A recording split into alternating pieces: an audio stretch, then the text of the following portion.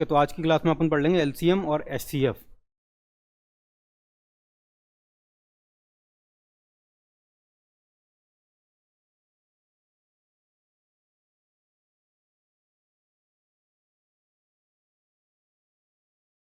देखो एलसीएम और एचसीएफ, तो आज की क्लास में अपन क्या है कि ये सब चीज़ें जान लेंगे कि एलसीएम असल में जो अपन को निकालना होता है उसको निकालने के या फिर तो डायरेक्ट पैटर्न ट्रिक क्या हो सकती हैं, एक नॉर्मल तरीका क्या हो सकता है और एक ट्रिक वाला तरीका क्या हो सकता है। ये दोनों बताएंगे। सेम टू सेम एचसीएफ के लिए भी बताएंगे, एक नॉर्मल तरीका और एक डायरेक्ट तरीका ट्रिक बेसिस का एचसीएफ निकालने का। इसके अलावा अपन इनका असल मतलब भी बताएंगे कि आखिरकार एलसीएम होता क्या है, वैल्यू क्या होती है जो कि अपन एलसीएम में ढूंढते हैं, और एचसीएफ में ऐसी क्या वैल्यू होती है जिसको अपन ढूंढते हैं, और इसके सभी अक्षरों का मतलब है ना, इसके सभी अक्षरों का अपन मतलब भी देख लेंगे। अब जैसे एलसीएम का अगर अपन फुल फॉर्म की बात करें तो इसका मतलब होता है लीस्ट कॉमन और multiple, least common multiple. HCF का जो फुल फॉर्म होता है वो होता है हाईएस्ट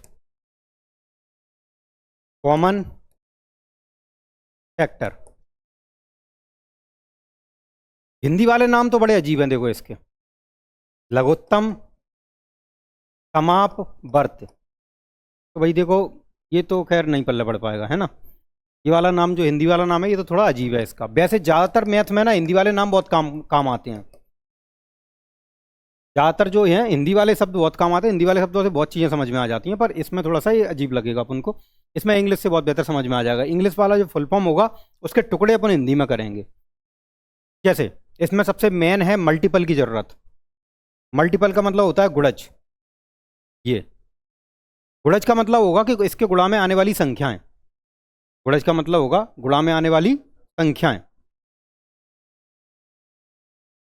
जैसे कि मान के चलो अगर हम 5 का गुणज निकाल रहे हो तो 5 के गुणा में आने वाली संख्याएं 5, 10, 15, 20 डेट आगे चलते चले जाएंगे। इसके अलावा मान के चलो 8 के अपन मल्टीपल निकालना चाह रहे हो गुणज, तो 8, 16, 32, 24, 32 इस तरीके से डेट ऐसे करके। कहने का मतलब इनके पाड़ों में आने वाली सभी संख्याएं, गुणा में आने वाली सभी संख्याएं जो होंगी वो क्या हो जाएंगी, गुणज हो जाएंगी। एक चीज़ बस यहाँ पे ध्यान रखना है कि यहाँ पर जो गुणज है ना वो उस खुद की संख्या से कभी छोटे नहीं हो सकते, या फिर तो वो उस संख्या के बराबर होंगे या फिर तो उस संख्या से बड़े होंगे। तो गुणज की ये खासियत अपन को ध्यान रखनी है कि गुणज जो होंगे वो हमेशा उस संख्या से बड़े ही रहेंगे या फिर बराबर रहेंगे, उससे छोटे कभी नहीं हो पाएंगे। और ध्यान रहे एलसीएम में अगर ये नाम आ गया है तो इसका मतलब है कि जो एलसीएम का भी ये जो आंसर होगा वो उन संख्याओं में से उससे छोटा नहीं होगा, या फिर तो उनसे बड़ा होगा या फिर तो उसके बराबर होगा। एलसीएम भी उन संख्याओं में से कभी छोटी संख्या नहीं आ पाएगी, क्योंकि गुणज में अगर तुम जा रहे हो तो गुणज में तो आगे ही जाओगे पहाड़ों में। अब बात हो रही है कि गुणज में अगर तुम आगे जा रहे हो तो फिर कॉमन वर्ड क्या है। अब एलसीएम जो पूछा जाता है अपन से वो एक अक्षर का तो नहीं पूछा जाता, एक संख्या का, वो पूछा जाता है 2-4 संख्याओं का। जब 2-4 संख्याओं का पूछा जाता है तो हमें अगर सबके ही मल्टीपल निकालने पड़ेंगे, गुणज निकालने पड़ेंगे, तो उसमें क्या होने चाहिए, वो कॉमन। कॉमन मतलब जो सब में मिल जाए, कॉमन मतलब जो सब में मिल जाए। जैसे ये है, इसमें 5 में अगर आगे चल के एक बार 40 आएगा और इसमें 8 में भी एक बार चल के 40 आएगा, तो 40 और 40 5 में भी कॉमन और 8 में भी कॉमन। ये होता है कॉमन का मतलब, ठीक है। अब बात ये हो रही है कि जैसे अगर अपन एलसीएम निकालें एक बार को, ठीक है, अपन को मान के चलो संख्या दे दी जाए 8 दे दी जाए, 12 दे दी जाए और दे दी जाए 16। ये अपन को एलसीएम निकालने के लिए संख्या दे दी जाए, ठीक है, कि भैया अपन इसका एलसीएम निकालेंगे। तो पहले अपन बात कर रहे हैं इसके एक नॉर्मल तरीके की। नॉर्मल तरीका अपना क्या रहता है भाई, तो भैया अपन ने ऐसे किया, 2 से इसको काटना चालू कर दिया, 2 से 4 बार कटा, 6 बार कटा, 8 बार कटा, 2 से 2 बार कटा, 3 बार कटा, 4 बार कटा, ऐसे करके 1 फिर 3 फिर 2। यहाँ पे अपन छोड़ देंगे इसको क्योंकि ये अलग अलग संख्याएं हैं। ऐसे अगर कैंसिल भी करोगे तब भी मतलब नहीं है, क्योंकि अपन को वही संख्या फिर बार बार लिखनी पड़ेंगी। ऐसे फिर अपन इन सब का कर देते हैं गुणा, ऐसे 2 दूनी 4 दूनी 8 दूनी 16, 16 3, ये आया अपना एलसीएम। ये नॉर्मल तरीका है जिसमें अपन एलसीएम उसका निकाल रहे होते हैं। लेकिन अपन फिर भी ये कोशिश करेंगे कि ज़्यादातर एलसीएम निकालने वाले तरीकों में अपन इसी में ही रहें, यही थोड़ा फायदेमंद है। पर इसको यहाँ पर रोक देना है, जब भी तुम्हें लगे कि संख्याएं अलग अलग हो गई हैं वहाँ पर रोक दिया करो और वहीं से ही गुणा कर लिया करो। अब इसका मतलब समझाते हैं कि असल में ये 48 क्यों आ रहा है, एलसीएम क्यों आ रहा है ऐसा। अब देखो एलसीएम का फुल फॉर्म क्या था, इसका मतलब था मल्टीपल। मल्टीपल मतलब गुणज, मतलब इस 8 12 16 के तुम्हें गुणज चाहिए। चलो गुणज लिखना चालू कर देते हैं। 8 16 24 32 40 48 56 64 ऐसे करके इसके गुणज लिख रहे हैं, तो 12 के भी गुणज लिखेंगे अपन। 12 24 36 48 60 72 ये लिख लिए अपन ने इसके गुणज। 16 के गुणज लिख लेते हैं। 16 32 48 64 80 डैश। भैया ये तो हो गए सबके मल्टीपल गुणज, लेकिन अब दिक्कत इस बात की है कि ये तो रुकेंगे ही नहीं, ये तो चलते ही रहेंगे, ये तो चलते ही रहेंगे। तो मल्टीपल के नाम से तो अकेली इस बात की पूर्ति हो रही है कि ये तो चलते ही रहेंगे, तो रुकेंगे नहीं। तो फिर चलो एक और शब्द उठा लेते हैं इसमें से, कॉमन। एक और शब्द उठा लेते हैं इसमें से, कॉमन। कॉमन का मतलब होता है कि वो सब में मिलना चाहिए। क्या 8 सब में मिल पाएगा? एक जनरल सी बात है कॉमन सेंस वाली कि भैया 12 के पाड़े में तो 8 पॉसिबल ही नहीं है, 16 के पाड़े में 12 पॉसिबल नहीं है, तो छोटी संख्या का तो कोई मतलब ही नहीं बनता, कॉमन तो बनेगा ही नहीं इनमें, है ना। तो कॉमन के लिए अपन कहाँ से ढूंढेंगे भाई? 16 वाले से ढूंढेंगे। 16 से मतलब होना चाहिए भाई, 12 और 8 तो 16 के पाड़े में बनेगा ही नहीं ना, तो अपन 16 से स्टार्ट करते हैं भाई। 16 दूनी 32, क्या 32 सब में मिल रहा है क्या भाई? 8 में मिल रहा है लेकिन 12 में 32 नहीं मिल रहा। 16 तिया 48, क्या 48 सब में मिल रहा है भाई? देखो भाई ये रहा, तो कॉमन भी मिल गया अपन को।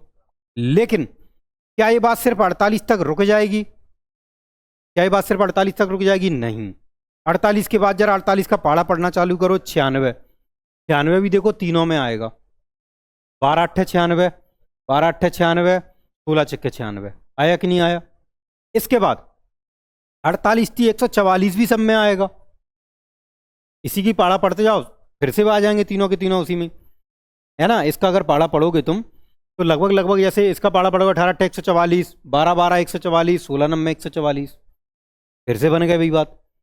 तो कहने का मतलब फिर ये भी नहीं रुक रहे, रुक तो ये भी नहीं रहे, मल्टीपल भी अनंत समय तक चलते रहेंगे, कॉमन भी अनंत समय तक चलते रहेंगे। तो फिर अपन बात करेंगे इस वाले शब्द की, ये पहले वाले शब्द की, लीस्ट। इसका मतलब होता है सबसे कम। लीस्ट का मतलब होगा सबसे कम, क्योंकि इसको रोकना पड़ेगा, बात ये है, रोकना पड़ेगा, क्योंकि भाई नहीं तो ये तो चलता ही रहेगा आगे चल के। तो भैया ये क्या है, एम फॉर मल्टीपल, मल्टीपल अनंत समय तक चलते रहेंगे, कॉमन अनंत समय तक चलते रहेंगे। तो इसको क्या करेंगे अपन, लीस्ट से रोक लेंगे कि भैया इन सब में लीस्ट कौन सा है भैया? 48। तो भैया अपने एलसीएम का आंसर कितना हो जाएगा? 48। ऐसे ये होता है असल में एलसीएम, कि भैया एलसीएम में ये संख्या अपन को ढूंढनी होती है। कौन सी संख्या ढूंढी अपन ने? जो 8 12 16 तीनों के पहाड़े में आनी चाहिए, ठीक है। 8 12 16 तीनों के पहाड़े में आना चाहिए, कॉमन होना चाहिए और सबसे छोटी होना चाहिए। अब बात करते हैं जरा इस चीज की कि अगर मैं 10 20 और 30 का एलसीएम निकालूं, अगर मैं 10 20 और 30 का एलसीएम निकालूं, अब तुम मुझे बताओ कि मुझे पढ़ने तो पहाड़े ही हैं, तीनों के पढ़ने तो पहाड़े ही हैं। तुम मुझे सोच के बताओ, क्या 30 के पहाड़े में 10 आएगा? क्या 30 के पहाड़े में 20 आएगा? तो क्या इनके पहाड़े पढ़ने से कोई मतलब है क्या? क्योंकि अपन को जाना तो पहाड़े में आ गया है, जाना तो पहाड़े में आ गया है। 10 और 20 के पहाड़े से काम ही नहीं चलेगा अपना, तो अपन कौन से पहाड़े से चलना चाहिए अपन को? 30 से कम 30, क्या 30 में भाग जा रहा है तीनों का? भैया 30 तो तीनों के पहाड़े में नहीं आ रहा। 30 दूनी बताओ क्या सबके पहाड़े में आ रहा है? 10 छिंगे 60, 20 तिया 60, 30 दूनी 60, बस हो गया अपने एलसीएम का आंसर। ऐसे तो अपन को क्या करना है, सबसे बड़े वाले के पहाड़े की ओर चलना है अपन को, तो बस, है ना, सबसे बड़े वाले पहाड़े की ओर चलना है अपन को। तो बस उस पहाड़े को अगर अपन पढ़ते जाएं एक एक नंबर से, और इन सब का अगर भाग उसमें चला जाए, तो वही होता है तुम्हारे एलसीएम का आंसर। अब बात यह है कि ये तरीका जो है अपने पास, ये कुछ संख्याओं में बहुत अच्छे से फिट बैठता है। अब 20 30 50 है, इसमें ये फिट बैठ जाएगा। अब 20 30 60 है, इसमें ही बहुत अच्छा फिट बैठ जाएगा। ठीक है, नहीं जी वो तो उनमें भी आ जाएगा, ऐसी बात नहीं है। जो लगभग कॉमन हो 8 16 24 इनमें फिट बैठ जाएगा, है ना। जीरो से मतलब नहीं है, ये ऐसी संख्या में फिट बैठ जाएगा जो आपस में भाग जा रही होंगी एक दूसरे से, लगभग लगभग उनमें बहुत फिट है। देखो कुछ ना कुछ कॉमन दिख रहा है अपन को इसमें, है ना। 5 15 25 लगभग कुछ ना कुछ कॉमन दिख रहा है अपन को। तो अपन को भाई छोटी संख्याओं से मतलब नहीं होना चाहिए, क्योंकि मल्टीपल में अपन बड़ी संख्या की ओर भागते हैं। मल्टीपल में अपन बड़ी संख्या की ओर भागते हैं। तो भैया देखो 50 के पहाड़े से मतलब होना चाहिए अपन को, तो भाई कितने के पहाड़े से मतलब होना चाहिए 50 के से। 50 से कम 50 नहीं कटेंगे, 50 दूनी 100 नहीं कटेंगे, 50 तीय 50 चौक 200, 200 भी नहीं कटेंगे भाई, 30 से नहीं कटेगा। फिर 250 30 से नहीं कटेगा, फिर 300। भाई बताओ अभी हिसाब क्लियर। ये हो गया अपने एलसीएम का आंसर। 20 30 60 बताओ काय से मतलब रखेंगे अपन, 60 एकम, बस हिसाब क्लियर पहले ही, है ना। 8 16 24 में काय से मतलब रखेंगे, 24 से। 24 एकम क्या भाग जा रहा है 16 का, 24 दूनी बताओ भाई देखो, बस आंसर। 25 दूनी, क्योंकि अभी अपन को भाई पेपर में थोड़ी ना अपन इनको लिखते रहेंगे, वो तो मन में ही सोच लेंगे। 25 दूनी 50, 15 से क्लियर नहीं है, साफ दिख रहा है उसमें 3 है। अब भाई विभाज्यता वाले टॉपिक पे आ जाओ, विभाज्यता वाली बात हुई थी अपनी। अगर विभाज्यता भी अपने माइंड में क्लियर है, हल्के हल चेक होते जाएंगे। 25 दूनी 50 नहीं बात तो नहीं, 25 दिया बस हो गया हिसाब, है ना, ऐसे करके। तो ये इन संख्याओं में बहुत अच्छे से काम आ जाएगा। बाकी का अपन चाहें तो एलसीएम में नॉर्मल तरीका लगा के रख सकते हैं, इसमें कोई इश्यू नहीं है। क्योंकि अगर अपन बस उसको यहाँ पर रोक देना है अपन को, जैसे 20 30 50 का अगर अपन एलसीएम निकाल रहे हो, देखो 20 30 50 का अगर अपन एलसीएम निकाल रहे हैं तो छोटी संख्या को छोड़े ऐसी संख्या पकड़ो जिसका इनमें भाग जा रहा हो। 10 से काटो 2 3 और, अब बताओ तीनों बिल्कुल अलग अलग हैं। अगर मैं 2 लिखूंगा तो हर बार फिर 2 से 2 ही कट पाएगी। मतलब कोई एक अकेली संख्या से अगर अकेली एक ही संख्या कट रही हो तो इसका मतलब है उससे भाग देने की जरूरत नहीं है, क्योंकि फालतू में लिखनी पड़ेगी वो। अगर 2 संख्याओं में भाग जा रहा हो तो ही लिखो, नहीं तो मत लिखो। इस संख्या का इन दोनों संख्याओं में कोई भी 2 संख्याओं में भाग जा रहा हो तो ही लिखना जरूरी समझो। कोई एक संख्या कट रही हो अकेली तो उसे जरूरी मत समझो। 2 से 2 ही कटेगी अकेली, 3 से 3 ही कटेगी अकेली, 5 से 5 ही कटेगी अकेली, मतलब तीनों अलग अलग हो गई। बस यहीं पे छोड़ दो, बस गुणा कर दो इनके, ऐसे आ जाएगा आंसर एलसीएम का। तो एलसीएम के लिए अपन नॉर्मल तरीका अपना सकते हैं, कोई दिक्कत नहीं है ना। नॉर्मल तरीका अपना कोई दिक्कत नहीं है, पर उसको यहाँ पर रोक दो। हाँ हाँ बिल्कुल। अब बात ये दूसरी ये है कि अगर तुम्हें लगता है कि कोई पैटर्न ऐसा है जिसमें आपस में ही संख्याएं कट रही हों, तो उसमें अपन को टाइम गंवाने की जरूरत नहीं है। उसमें अपने पास ये हिसाब ठीक है, वो वाला जो भी अपन ने बताया, पहाड़ा पढ़ दो ना, बड़ी वाली संख्या, बड़ी वाली संख्या पकड़ो। अब भाई अगर पेपर में भी अपन को टाइम बचाने की जरूरत होती है, पेपर में अगर कहीं मान के चलो कोई नॉर्मल से पेपर में अगर एलसीएम एलसीएम पूछा जा रहा, अपन बड़ी संख्या से मतलब रखो, ऑप्शन तो लिखे है ना तुम्हारे पास, ऑप्शन तो लिखे ही है, तुम तो ऑप्शन में से चेक कर सकते हो उस चीज को। फिर इसके संग में तुम कॉम्बो मिला दो, किस चीज का, अपने विभाज्यता वाली क्लास का। तुमने अगर विभाज्यता और इकाई का अंक ये दोनों अगर कॉम्बो मिला दिए, है ना, और इसके संग में तुम एलसीएम एचसीएफ का आंसर ढूंढने जाओ, चाहे किसी का भी आंसर ढूंढने जाओ, सबका हिसाब क्लियर है भाई, सबका हिसाब। क्योंकि जो 4 संख्याओं की, जो 4 अंकों की संख्या लिखी होगी ना, उसमें अपन भाग भी तो हल्के हल चेक कर सकते होंगे।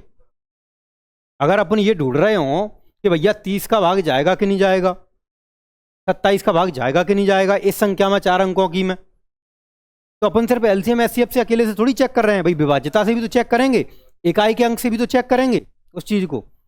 भाई 27 के पहाड़े में भैया तुम्हारा 9 है और 3 है, भाई चेक कर लो वो संख्या 3 से 9 से कट रही है कि नहीं कट रही, है ना। वो 4 अंकों में से हल्की हल छट जाएगी भाई, नहीं कट रही होगी अलग करो उसको, ऐसे करके एलसीएम का हाल हिसाब पता चल जाएगा उसमें। ये दोनों कॉन्सेप्ट बेहतर हैं इस मामले में। अगर ये तुम मिला के चल रहे हो तो लगभग हर चैप्टर में काम कर जाते हैं, इकाई का अंक भी काम कर जाता है अभी हल्की हाल, यही पहाड़े वगैरह में, गुणा भाग में, हर किसी में। ये तुम्हारा टॉपिक था एलसीएम का। तो एलसीएम को निकालने के लिए अपन जनरली तरीका अपना सकते हैं, कोई दिक्कत नहीं है, जनरली तरीका अपनाओ। पर अगर अपन को लग रहा है कि संख्याएं आपस में कट रही हैं तो एक बड़ी संख्या के पहाड़ा पढ़ने से सॉल्व कर लो, वो चीज़ बेहतर रहती है।